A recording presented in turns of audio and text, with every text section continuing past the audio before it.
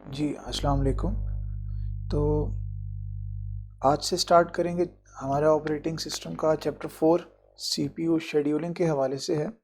अभी तक हमने देखा है कि सबसे पहले तो ऑपरेटिंग सिस्टम के बेसिक्स देखे थे, टाइप्स देखी थी, कंपोनेंट्स देखे थे और कर्नल के हवाले से काफ़ी बातें हुई चैप्टर 2 में।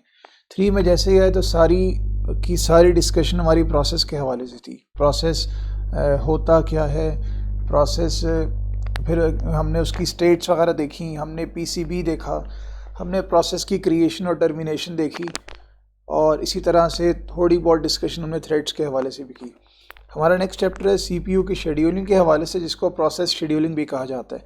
तो इसमें हम लोग क्या क्या चीज़ें देखेंगे सीपीयू शेड्यूलिंग क्या होती है, कैसे की जाती है, शेड्यूलिंग करने का क्राइटेरिया क्या है, किन चीज़ों को देखते हुए हम लोग जो है ना शेड्यूलिंग करते हैं, प्रोसेस की शेड्यूलिंग या सीपीयू की शेड्यूलिंग, और कौन कौन से इसके एल्गोरिदम्स हैं, और कुछ जो है ना केस सिनारियोज़ देखेंगे।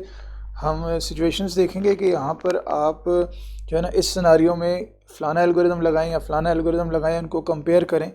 तो इस तरह की चीज़ें हम लोग इंशाल्लाह ताला इस चैप्टर में देखेंगे।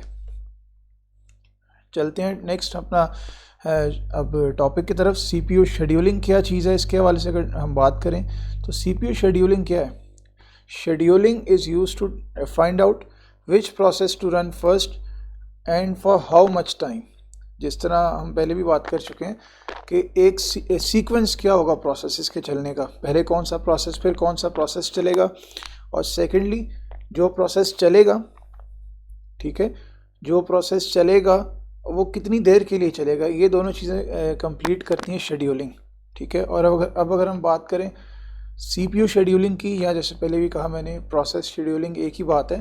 तो ये एक बेसिकली मेथड है या प्रोसीजर है जिसमें हम लोग प्रोसेसेस के एग्जीक्यूशन का सीक्वेंस डिफाइन करते हैं। प्रोसेसेस के सीक्वेंस में सीपीयू के पास जाएंगे फॉर द एग्जीक्यूशन। हम इतनी सी बात जानते हैं कि हमने स्टेट्स पढ़ी और स्टेट्स की ट्रांजिशंस पढ़ी थी, हमने क्यूज़ के हवाले से भी बात की। हमें इतना पता है कि भाई प्रोसेस आता है रैम के अंदर, यानी कि रेडी क्यू के अंदर। रेडी क्यू में एक नहीं मल्टीपल प्रोसेसेस होते हैं। तो उन मल्टीपल प्रोसेसेस में से किसी सीक्वेंस को फॉलो करते हुए एक एक करके प्रोसेस ने सीपीयू के पास जाना है फॉर द एग्जीक्यूशन। मिसाल के तौर पे P1, P2, P3, P4 और P5 5 प्रोसेस पड़े हुए हैं। सीपीयू के पास पहले P1 गया, फिर P3 गया, फिर P2, मतलब कोई भी एक सीक्वेंस। तो ये चीज़ कहलाती है आपकी सीपीयू शेड्यूलिंग या प्रोसेस शेड्यूलिंग। हम जब से ऑपरेटिंग सिस्टम पढ़ रहे हैं, हम एक ही बात बार बार जो है ना मुख्तलिफ टॉपिक्स में देखते हैं कि फॉर द एग्जीक्यूशन एक प्रोसेस एक वक्त में सेलेक्ट होता है और एक प्रोसेस सीपीयू के पास जाता है, यानी कि वही जो सेलेक्ट होता है वो सीपीयू के पास फॉर द एग्जीक्यूशन जाता है। तो इस चैप्टर में हम देखेंगे कि उसको सीक्वेंस क्या होगा। मैंने भी जैसे कहा कि फ़लाना प्रोसेस गया, फिर फ़लाना प्रोसेस, फिर फ़लाना प्रोसेस, तो आखिर क्यों ये सीक्वेंस था, तो ये हम लोग इस चैप्टर में स्टडी करेंगे। नेक्स्ट वो बताता है कि इसकी ज़रूरत क्यों पड़ती है। इसकी ज़रूरत इसलिए, जैसे भी उन्होंने बात की, कि उम्मीदवार ज़्यादा होते हैं, यानी कि प्रोसेसेस ज़्यादा होते हैं ख्वाहिशमंद जो एग्जीक्यूशन का वेट कर रहे होते हैं कि वो P1, P2, P3 ये तीनों चाहते हैं कि एग्जीक्यूट हों, लेकिन बारी किसी एक की आ सकती है। आखिर कोई तो सीक्वेंस फॉलो करना होगा ना। अगर कोई सीक्वेंस नहीं होगा तो एग्जीक्यूशन आखिर कैसे होगी। पहले भी क्लास में बात की कि फॉर एग्जांपल आपके 4 सब्जेक्ट्स हैं और चारों सब्जेक्ट्स की डेली बेसिस पे क्लास ज़रूरी है। अगर सपोज़ के टाइम टेबल ना हो, तो ना आपको पता हो, ना आपको पढ़ाने वालों को पता हो कि अभी इस टाइम किसकी क्लास है। फॉर एग्जांपल आपकी क्लासेस शुरू होती हैं 11:30 से जाती हैं 2 बजे तक।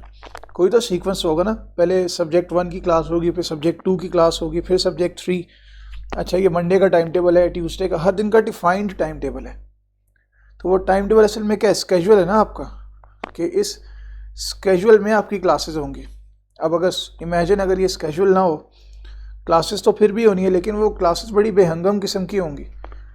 आपके लिए भी प्रॉब्लम, हमारे लिए भी प्रॉब्लम। लेकिन कितना अच्छा हो जाए, काम स्मूथ हो गया कि टाइम टेबल डिफाइन हो गया, टाइम स्लॉट डिफाइन हो गया। 11:30 to 12:30 ये क्लास होगी, 12:30 to 1:30 ये क्लास होगी, ठीक है, तो एक शेड्यूल बन गया बेस्ड ऑन सर्टन क्राइटेरिया, कोई भी इसमें क्राइटेरिया हो सकता है, हम आगे जाके भी स्टडी करेंगे, लेकिन बहरहाल एक शेड्यूल बन गया। तो यहाँ पे भी हमारे पास क्योंकि रिसोर्सेज लिमिटेड होते हैं, फॉर एग्जांपल एक ही प्रोसेसर है, उस प्रोसेसर को आपने बेहतरीन अंदाज से मैक्सिमम यूटिलाइज करना है, उसके लिए आप क्या करेंगे, उसका शेड्यूल बनाएंगे। ठीक हो गया। फिर ये क्या बताता है, अच्छा जी, keeping multiple process in a system is always desirable as it increases the utilization of CPU। हमने पहले भी बात की, आपकी रैम में ज़्यादा से ज़्यादा प्रोसेसेस होने चाहिए। यही वजह ना कि अगर आपके पास 1 GB की रैम है और आपके पास 8 GB की रैम है तो आपकी प्रोसेसिंग में बड़ा फ़र्क पड़ जाता है। तो अगर 1 GB की रैम है उसमें लिमिटेड इंस्ट्रक्शंस पड़ी होंगी, अगर आपके पास 8 GB की रैम है उसमें ज़्यादा इंस्ट्रक्शंस एक टाइम पे मेमोरी में लोड हुई होंगी, तो CPU को ज़्यादा वेट नहीं करना पड़ेगा। CPU के पास धड़ाधड़ इंस्ट्रक्शंस आ रही होंगी, उसके पास ढेर सारे पीछे ऑप्शंस मौजूद हैं।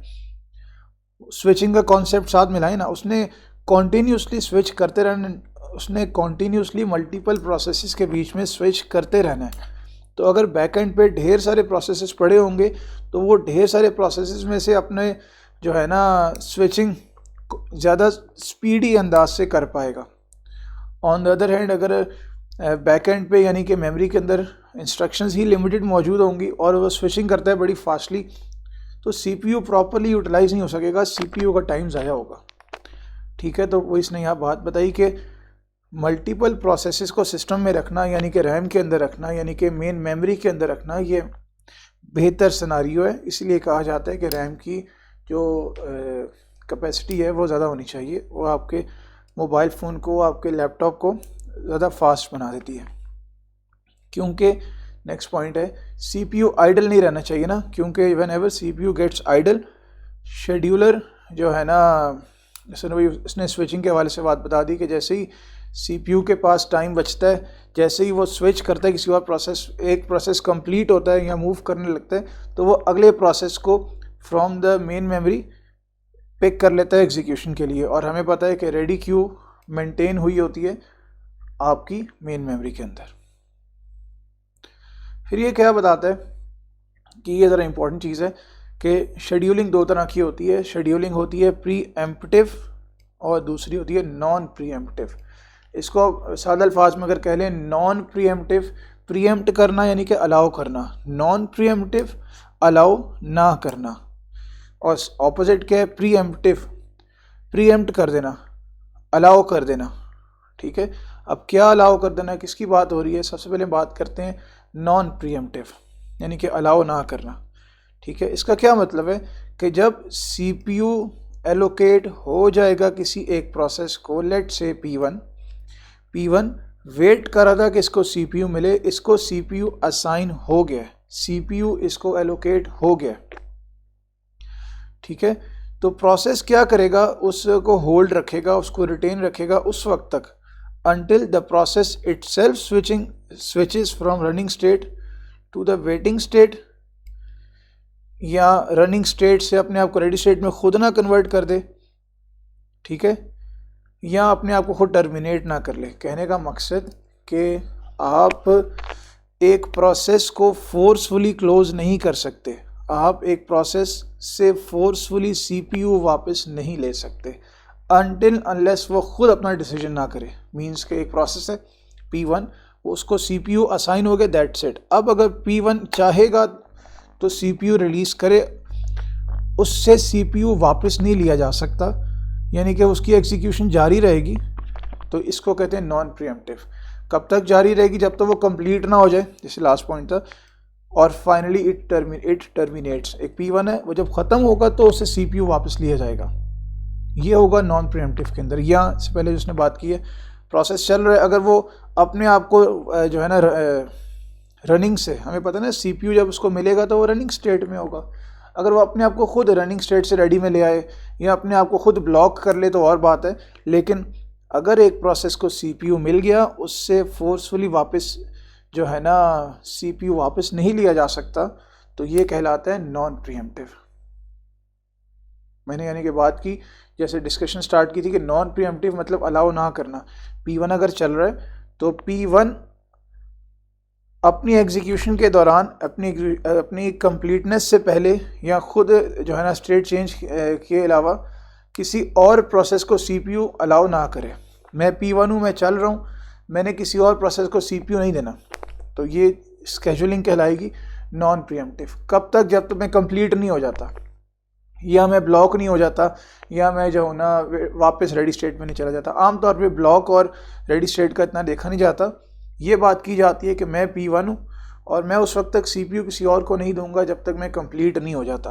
मैं कंप्लीट हो गया तो ठीक है, नेक्स्ट प्रोसेस जो है ना CPU ले ले।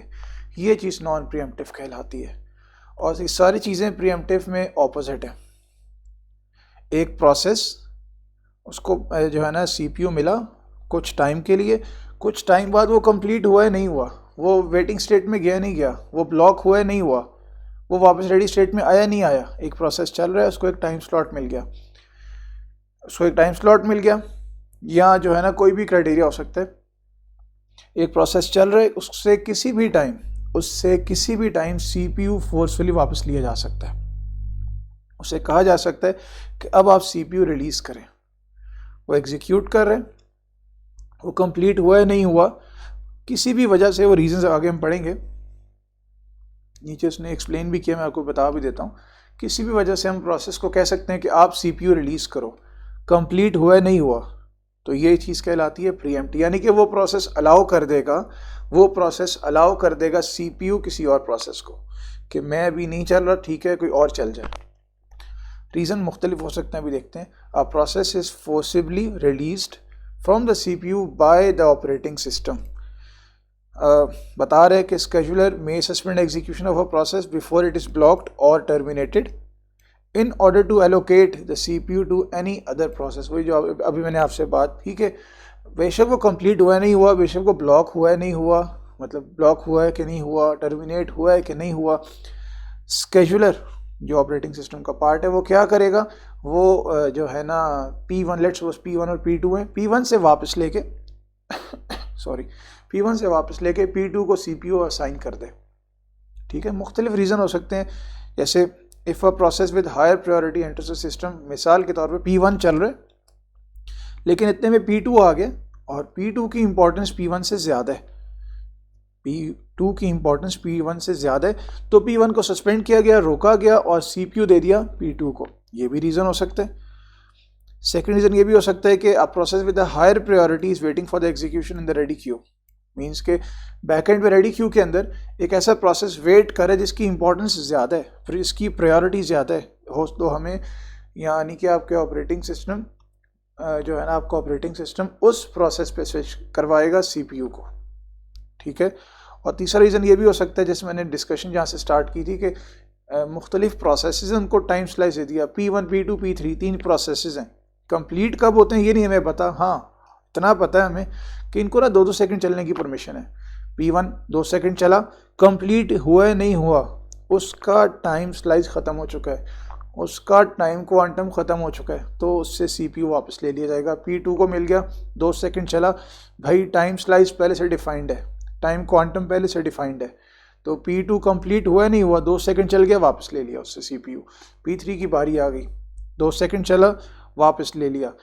P1 चला, P1 को वापस CPU दिया, 2 सेकंड चला, वापस। मतलब इस तरह से आप देखें तो P1 P2 P3 तीनों की बारी आ गई, लेकिन फोर्सफुली उनसे CPU वापस ले लिया गया था एक स्पेसिफिक टाइम पीरियड के बाद। तो ये कहलाती है आपकी प्रीएम्प्टिव स्केड्यूलिंग।